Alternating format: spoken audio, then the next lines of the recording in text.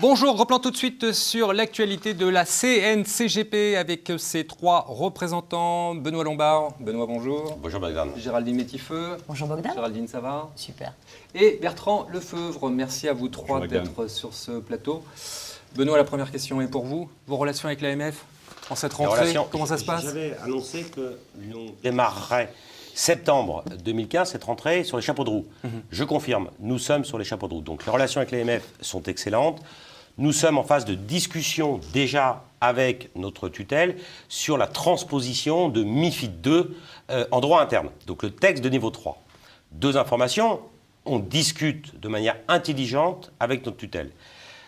Ça, on le savait, mais nous le confirmons. Deuxième chose qui est importante, c'est le calendrier. Calendrier, 3 juillet 2016, le texte devra être présenté pour une application en droit interne le 3 janvier 2017. Ça, c'était fixé dans la directive. Donc voilà les travaux que nous menons avec l'AMF. Tout se passe bien pour l'instant. Relation avec l'AMF aussi un peu tendue, donc sur un sujet qui me tient à cœur, c'est pas de distorsion de concurrence, quel que soit le canal de distribution des produits financiers. Vous pensez à qui? Au FinTech?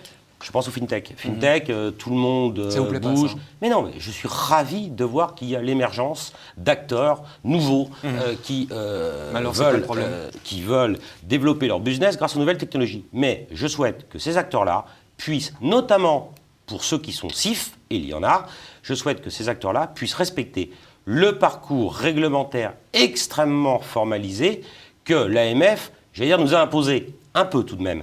Donc il ne s'agit qu'il n'y ait pas, donc je rappelle, de distorsion de concurrence entre ces nouveaux acteurs. Mais c'est le cas. Je vais vous donner un exemple concret qui va parler à tous nos adhérents. Nous avons un document d'entrée en relation, nous avons une lettre de mission. Je n'ai pas vu ça sur les sites, notamment de deux acteurs de la FinTech qui ont vocation à nous capter une part de marché. Donc j'ai écrit à Xavier Parrain, en tant que secrétaire général adjoint de l'AMF, pour lui faire part de notre plus grande attention à ce que les obligations réglementaires qui sont les nôtres soient également celles de ces nouveaux entrants. C'est des jeunes qui débutent, ils montent des boîtes, c'est sympa. Des jeunes qui débutent, ils ont le droit de venir à la Chambre, ils ont le droit d'être des acteurs de la gestion privée, des masters de gestion de patrimoine, des anciens banquiers, des anciens notaires, il y en a, des anciens avocats. Là, on a affaire à des jeunes qui veulent se lancer, qui sont tous issus d'écoles de commerce au pédigré sympathique et qui veulent capter une part de marché d'un métier qu'ils ne connaissent pas. Qu'ils apprennent à connaître notre métier, qu'ils respectent les obligations qui sont les nôtres. Je ne me plains pas de ces obligations. Je pense qu'elles sont parfois un peu tatillonnes et je souhaite que, afin qu'il y ait une parfaite harmonie entre leur offre de service et la nôtre, eh bien qu'ils suivent le même parcours que celui qui nous est imposé, je rappelle, par l'AMF. Bertrand, qu'est-ce qui se passe à la Chambre? Il paraît que ça se réorganise.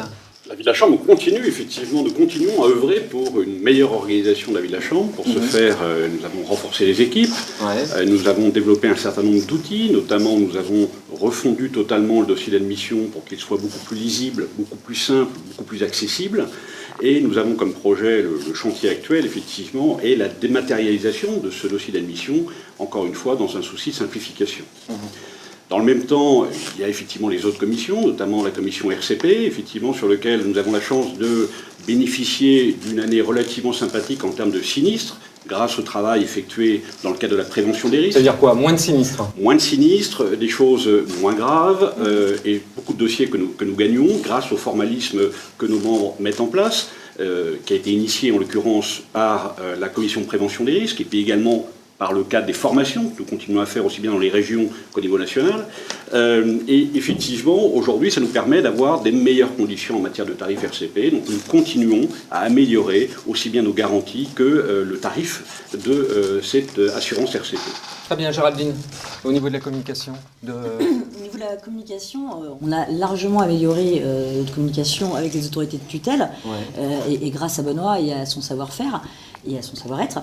Et aujourd'hui, on se penche également sur une communication qui serait plus large, où on aimerait que, et encore une fois, on veut œuvrer pour toute la profession, alors que ce sera que le budget de la Chambre qui va être mis en œuvre, mais on voudrait que la profession de CGP, de conseil en gestion de patrimoine, soit mieux connue du grand public pour permettre à nos adhérents de développer un peu plus leur business et pour mieux délimiter aussi les contours de notre concurrence. Très bien. Je vais parler tout de suite du congrès 2016. Ça se tient en mars. Un mot, très rapidement. L'Assemblée générale. Vas-y Géraldine, tu vas bien Ce mois de préparer le mars. congrès. J'ai Elle a- déjà, fera 3 ans, j'ai puisque, déjà bien avancé, ça fera ouais, ça pile fait 3 déjà ans. 3 ans. Bravo Bogdan Ouais. pour votre mémoire des chiffres.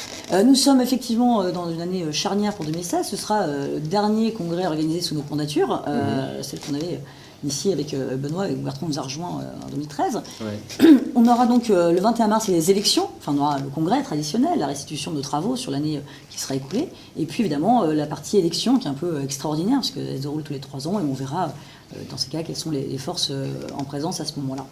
Et puis le 22 mars, nous aurons cette fois-ci le congrès avec un tout petit peu plus de partenaires que l'année dernière, mais vraiment ce sera limité parce qu'on veut garder cette qualité de relation entre nos adhérents et les partenaires. C'est donc le 21 mars, l'Assemblée Générale. Très 2016. grosse soirée, absolument. Très grosse soirée au showcase.